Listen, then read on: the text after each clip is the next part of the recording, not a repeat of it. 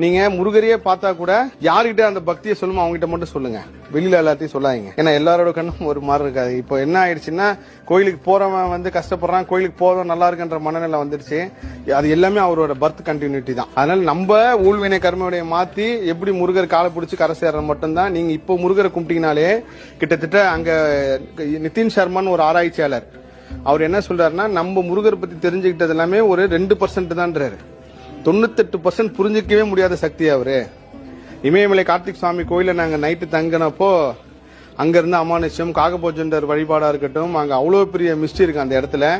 எப்படி இப்ப கேதார்நாத்துக்கு வந்து இந்த மக்கள்லாம் போறாங்களோ, பத்ரிநாத் போறது புனித பயணம், அது மாதிரி முருக பக்தர்கள் எதிர்காலத்துல ஒரு 5 வருஷத்துல கார்த்திக் சுவாமி முருகரை போய் பார்ப்பாங்க.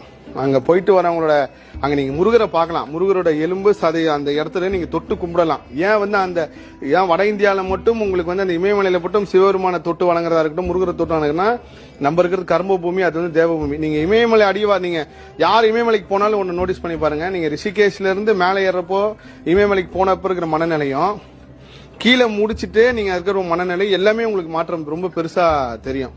சோ அந்த தேவ பூமியில நீங்க முருகரை தொட்டு வழிபடலாம். பொருளாதார வசதி இருக்கிறவங்க, வசதி இல்லவங்க யாரா இருந்தாலும் முயற்சி பண்ணுங்க.